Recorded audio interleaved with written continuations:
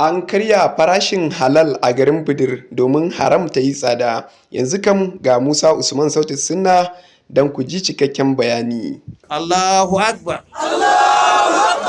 Kabbarori kenan da suke fitowa daga bakin sarkin na garin Bidir, Alhaji Baffa Muhammad. Wannan na zuwa ne a yayin da matasan garin Bidir da kuma magidanta haɗin gwiwa da sarkin na Bidir da jaurawansa suka haɗa kai da hukumar shari'ar musulunci ta jihar Bauchi domin ƙaddamar da dokar sauƙaƙa kayan aure da kuma hana wasu daga cikin kayayyakin da ake yi da yake hana auren 'yan mata. Kamar dai yadda jami'in hukumar shari'ar musulunci ta jihar Bauchi mai magana da yawun hukumar ƙaramar hukumar Katagun Malam Rilwanu Muhammad Kairan ya bayyana yayin gabatar da taron a fadar sarkin na Bidir a wannan Asabar da ta gabata. A madadin hukumar shari'ar musulunci ta jihar Bauchi za mu jaddada shi a matsayin doka a dokoki da mutanen Bidir suka zauna suka zayyana, ba dokoki ne na son zuciya ba dokoki ne kawai da mutum ya zauna a gindin rijiya ko a majalisar mai shayi aka rubuta ba. Dukansu sai da muka duba sun same mu kafin su buga wannan takarda, sun zo da ita sai da muka duba muka ga bai yi karo da saba wa addinin Allah. So mun sauƙaƙa ne domin ko wayanda ba su da shi su samu, mai ɗaya ya zama mai biyu ya zama mai uku ya zama mai hudu,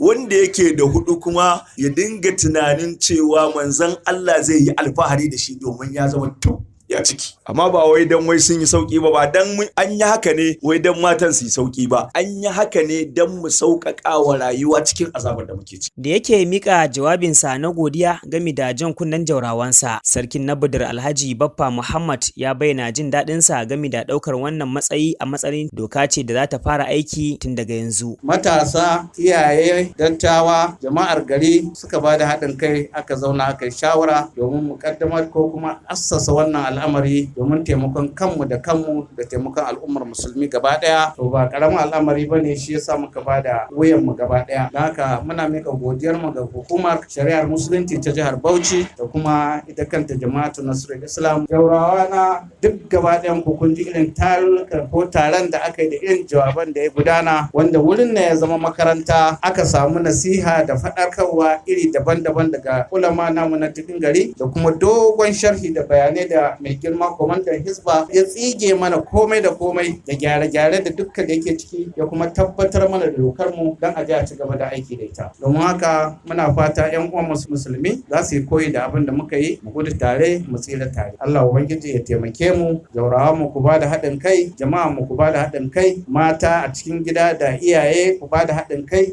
ga hukuma, su ma 'yan mata da suke ta raha suke ta farin ciki ba wanda baya farin ciki. Ƙara godiya ga Allah subhanahu wataala, mu ƙara godiya ga shugabanninmu a cikin zamanin mai martaba sarkin Katagun Alhaji Dr. Umar Faruk na biyu. Wannan tsari dai ya kama ne kamar haka. Dole ne a nemi izinin iyaye kafin a fara tsayawa da budurwa. Duk wanda ya kushe kayan ɗakin amarya za a haɗa shi da hukuma. Tsayawa hira kuwa kada ta wuce karfe 10 na dare. An hana hira a makarantar boko ko islamiyya. Sannan kuma duk wanda ya zolayi 'yan matan kan wannan doka, hukuma za ta yi aiki a kansa. Tsarin da aka sanya na yin kayan aure a yanzu, lefe kada ya wuce kala 5, hijabai kuwa kada su wuce kala 2, sai kuma takalma da za a sanya su kala 2, gyale kada su wuce kala 1, sai kuma kayan kwalliya kowannen su kada ya wuce guda 2, sai kuma kuɗin barin dandali da kada ya wuce naira 15,000, sai kuma abubuwan da aka rusa a kayan aure da kuma kashe wasunsu, kuɗin kaiwa tambaya, sannan an kashe yin gara da kuma yin tsaraba ta mata, goron yankan rana, kayan sakun lalle, kuɗin ashobe da kuma kayan ƙawance. Sai kuma batun sadaki, kwamitin ya shawarta ya zartar da amincewar sadaki ya zamanto daidaituwa ne a tsakankanin waliyan ma'aurata bisa sassaucin juna. Sai na ji ta bakin wasu daga cikin mahalarta taron. Da Jaura Ahmadu Mare Sabuwa, muna goyon bayan ranka da wannan Allah bude ka Allah sa wani alheri. Allah sa kuma abun ya daure. Insha Allah in na koma yake na yadda aka gabatar mutanen mu, kuma Allah da ba za mu taka doka ba. Sunana Jauro Abdullahi Chakare. Wannan wani abun da na dauke shi da muhimmanci da gaske. Don yayi mana iyayen da muke so. Saboda mu a ƙauye yanzu ana wani abubuwa gaba ɗaya yana bada iyayen mata wahala. Yawwa da aka kawo wani abu a ingire mun ji daɗi. Shi ma limamin ƙasar Bidir ya yi ƙarin bayani kan wannan lamari. Abdullahi Abubakar. Limamin Bidir. Abin da zan ce kawai sai dai ina cike da murna da wannan abu, kuma na fatan duk wani abin da zai taba mana wannan hidima Allah kawar mana shi, Allah ya mana magansa. Ko yaya iyaye dangin warki suka ji kan wannan lamari da ya faru musamman ma a kansu? Sunana Fatima, ina garin Bidir. Na ji farin ciki, na ji daɗi da abin da aka aiwatar. Insha Allah kuma wannan abin da aka yi an rage wa mata, an rage wa maza. Su ma kuma gidan maza su ma an rage musu. Mu iyayen yaya mu ma an ɗauke mana. To alhamdulillah wannan abu da aka yi mun ji daɗin sa. Kar ka yi al'akari da wane yana da shi, bari ni ma na yi, ka ci bashi ka yi, ka zo daga baya a zo a takura ka. Su kuwa 'yan mata da ake yi domin su, na ji ta bakin wasu daga ciki. Sunana Sadiya Muhammad, garin Bidir. To a gaskiya da ba mu yi farin ciki da hakan ba, amma da ke an yi jawabi an buɗa mana yadda abin yake, gaskiya mun yi farin ciki kwarai da gaske. Kuma ina jan 'yan uwana mata, ina so in ja hankalinsu akan kada wannan abin ya dame su.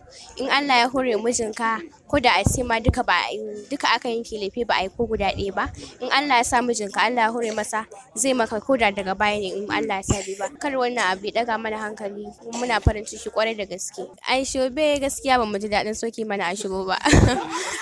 Ba mu ji daɗin soke mana ashubo, saboda yin ashubo yana ɗaya daga cikin malika sutura ne. In mutum zai dan samu ya ɗanya a bikin wannan, ya samu ya ɗanya a bikin wannan, kaga duk da an rage mana laifi bai kamata a soke ashubo. Gaskiya muna korafi sosai ma. Shi kuwa wannan matashi ne a garin Bidir, shi ma ga abin da yake cewa. Ne Bello Alhaji Dahiru, ina garin Bidir ne kofar fada. To gaskiya wannan abu da muka ɗauki wannan lamari ba abin da za mu sai godiya ga Allah, domin mun ji daɗin wannan tsari da aka yi. An sauƙaƙa wa iyayenmu da matasa da su kansu mata.